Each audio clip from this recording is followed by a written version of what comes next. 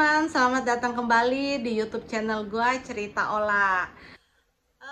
Hari ini tanggal 1 Oktober, belum lewat ke tanggal 2 karena masih ada waktu sekitar 3 jam lagi, 2 jam lebih lagi. Jadi ada yang spesial di bulan Oktober ini karena setiap tanggal 10 di bulan Oktober setiap tahunnya diperingati sebagai Hari Kesehatan Jiwa Sedunia.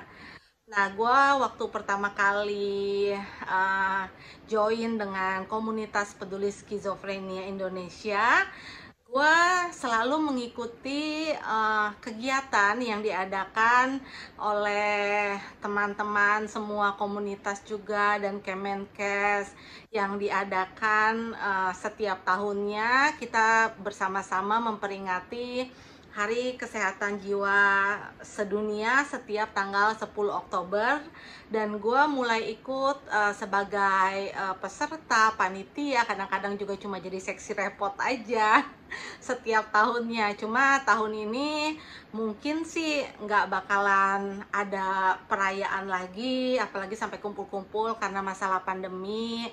Tapi gue kebetulan sih nanti tanggal 8 Oktober gue mendapatkan kesempatan yang baik sekali dari Universitas Jember. Gue akan berbicara sebagai penyintas gangguan cemas panik.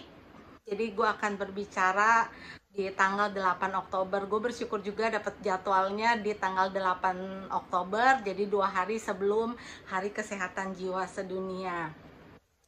Nah, tadi gue sempat dengar dokter Andri psikiater, dokter Andri psikosomatik sempat menyinggung bahwa tema tahun ini adalah mental health for all katanya.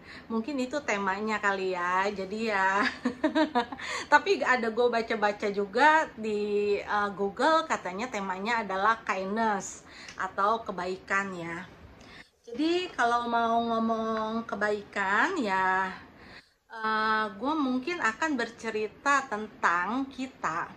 Kalau kita peduli tentang kesehatan jiwa dan kita juga lebih menyadari apa itu tentang kesehatan jiwa dan kita mengerti tentang apa itu kesehatan jiwa walaupun kita sendiri tidak mengalami, maka kita akan bisa mengerti mereka. Jadi kita akan menimbulkan empati di dalam diri kita, bahwa kalau semua orang yang bertindak, misalnya kita lihat dia aneh, kok dia pemarah, kok dia kalau ngomong teriak-teriak, kok kadang-kadang dia kayak belanja heboh padahal nggak ada duit gitu kan. Nah, kita nggak ngejudge dia sembarangan karena gangguan jiwa itu kan luas banget. Nah, sedangkan gangguan-gangguan lain seperti depresi, gangguan cemas, ada juga gangguan kepribadian, gangguan tidur. Nah, itu juga termasuk gangguan jiwa.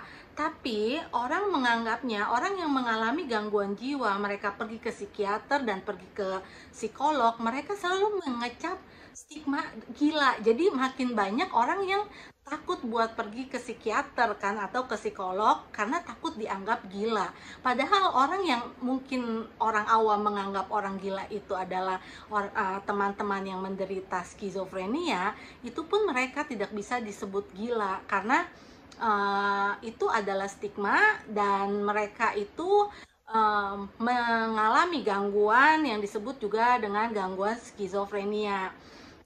Nah, balik lagi ke kindness, kalau kita mulai menyadari, kita mulai mengerti, misalnya kita melihat teman kita yang sering pemarah, terus tiba-tiba kayaknya kok setiap ada masalah ini, apalagi masalahnya itu aja, dia marahnya sampai kayak meledak-meledak gitu.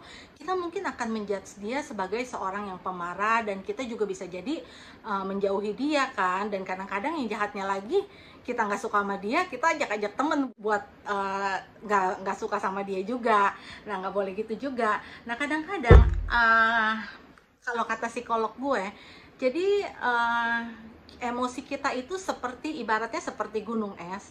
Jadi yang kelihatan itu permukaannya aja kadang kecil gitu kan, tapi kan nggak tahu di bawahnya itu, di dalamnya itu ada emosi apa aja sih yang tersimpan. Bisa jadi dia sebenarnya sedih, bisa jadi dia dibully, bisa jadi dia sebenarnya takut, cemas, tapi dia nggak bisa keluarin emosinya.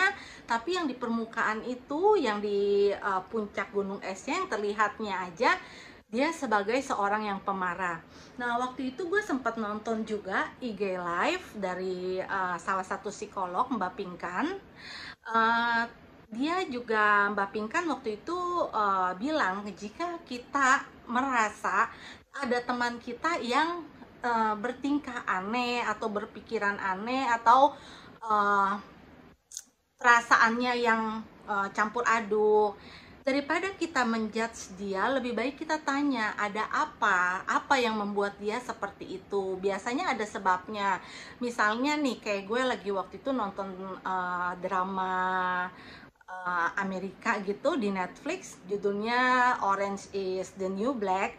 Nah, terus uh, di situ kan para tahanan kan. Mungkin kalau kita melihat para tahanan, kalau kita bukan ngelihat di TV ya, kita ngelihat di luar para tahanan, pasti di otak kita itu mereka itu melakukan hal buruk gitu kan. Ya memang mereka masuk ke penjara pasti karena melanggar peraturan di negara kita atau hal-hal yang dilarang oleh negara kita. Tapi ketika gue nonton film drama itu, Orange is the New Black di Netflix, gue akhirnya mengerti bahwa setiap orang itu bisa saja menjadi dirinya yang sekarang itu, yang pemarah, yang nyebelin, yang kasar, yang dingin. Ya mungkin aja karena pengalaman-pengalaman mereka di masa lalu yang membuat mereka seperti itu. Misalnya di Orange is the New Black, salah satu pemainnya yang bernama Nicky, dia masuk penjara karena dia menyalahgunakan narkoba. Nah, kenapa dia bisa menyalahgunakan narkoba? Akhirnya diulas di drama itu bahwa ketika Niki kecil, Niki itu lahir dari keluarga yang super kaya, tapi papa mamanya itu nggak pernah mau ngedengerin Niki, nemenin Niki. Jadi si Niki ini ya sama asisten rumah tangganya aja, sama susternya aja sampai dia gede gitu kan. Bahkan waktu si Niki mau tampil, mamanya kayaknya nggak peduli gitu kan dengan bajunya apa segala macam. Dia serahin semua kepada asistennya. Nah, Niki merasa kesepian dan itu terus berlangsung selama bertahun-tahun sampai dia besar. Jadi memang nggak berubah, keluarganya Niki itu nggak berubah terhadap Niki. Nah, akhirnya Niki mulai menggunakan narkoba karena dia merasakan kesepian gitu. Nah, jadi pasti ada sebabnya gitu kan. Nah, terus misalnya kayak gue deh, misalnya gue nggak mau nama gue disebut nama asli gue kan. Nama asli gue bukan Ola sebenarnya. Misalnya gue nggak mau nama asli gue disebut, terus gue marah kalau ada orang yang manggil nama asli gue dengan sengaja gitu kan. Kalau nggak sengaja sih nggak apa-apa, kalau dia udah tahu tapi dia sengaja buat bikin gue kesel, gue kadang suka marah. Nah, orang kadang-kadang nggak tahu kenapa kok itu kan cuma begitu begitu doang, kenapa mesti marah. Kenapa? Karena ketika gue dipanggil nama asli gue, bukan cuma emosi gue aja jadi yang marah gitu kan, tapi badan gue pun langsung gemetar karena gue mengalami trauma ketika masa kecil gue. Dan orang-orang yang memanggil gue pakai nama asli gue itu adalah orang-orang yang berkaitan dengan masa lalu gua, masa kecil gua, seperti kakek gua, nenek gua, terus tante gua, papa gua, paman gue. Jadi itu semua yang memanggil nama asli gua adalah orang-orang yang uh, membuat gua mengalami trauma masa kecil. Jadi gue sempat ganti nama gue menjadi Ola itu sekitar 15 tahun yang lalu. Dan mungkin orang nggak tahu kan, kok lu dipanggil begitu aja marah sih? Itu kan sengaja dia panggil nama asli terus. Udah dibilang jangan. Karena apa? Badan gua aja langsung gemeter gitu kan, yang ada nanti bisa kena panic attack gitu. Jadi ya menurut gua, kita kalau misalnya bisa mengenal, mengerti tentang gangguan jiwa, kita akan lebih berempati kepada orang. Dan kita juga nggak asal ngejudge orang, kenapa dia bisa begini, pasti dia bisa begitu gitu kan. Nah, terus gue juga lagi rajin nonton Korea, dan film Korea, drama-drama Korea itu kalian boleh nonton deh. Banyak banget drama Korea itu yang membahas tentang masalah kesehatan jiwa. Ada yang secara langsung disebutin, ada yang nggak langsung. Tapi di situ dilihat juga, kayak kalau kita nonton drama Korea, di situ mereka ada beberapa aktor yang kelihatannya dingin, kasar, jahat, tapi ternyata mereka itu begitu karena masa lalunya yang pahit, sehingga dia bisa mengalami ada yang mengalami trauma sampai mengalami kepribadian ganda. Nah, terus juga ada yang dilecehkan dan dia akhirnya menjadi depresi, menjadi bipolar gitu. Terus ada juga yang selalu ditekan sama keluarganya, dibully, akhirnya dia besar menjadi seorang yang pencemas. Ya, usahakan kita jangan ngejudge orang sembarangan, karena kita nggak pernah tahu apa yang mereka alami selama ini ataupun di masa lalu. Jadi kita ya, melakukan hal-hal kecil yang baik seperti hanya tersenyum atau mungkin hanya mendengarkan, terus juga memberi support. Memberi support nggak harus dengan materi, memberi support bisa juga dengan kalian misalnya tahu psikiater, kenal psikolog, terus ada teman yang membutuhkan, kalian bisa kenalkan, itu termasuk support juga gitu.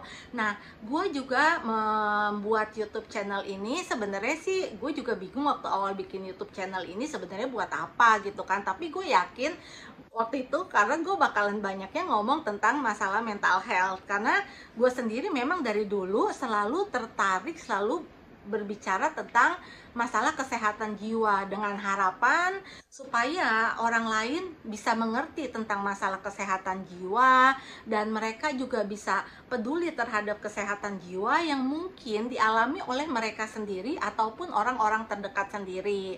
Dan dengan YouTube channel gue ini, gue termasuk happy juga karena walaupun subscriber gue masih sedikit, tapi ada beberapa orang yang merasa terbantu, yang tadinya nggak berani ke psikiater akhirnya berani ke psikiater.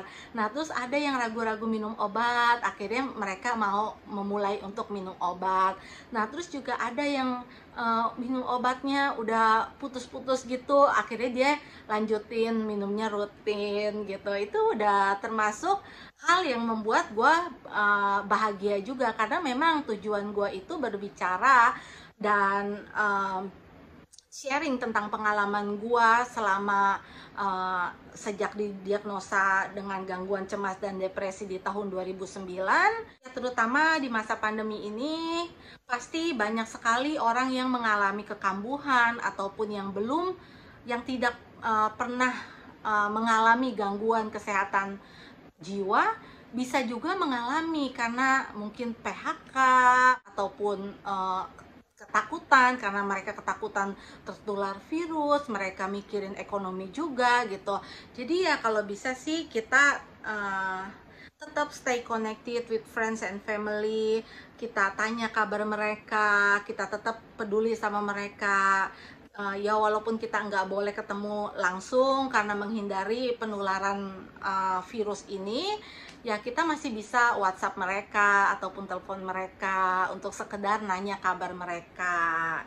Ya jadi itulah, jangan kita menjudge orang, dan kita juga kalau bisa stop menstigma gangguan jiwa dengan bilang itu gila. Dengan yang simple aja kita stop bilang gila dari saat ini.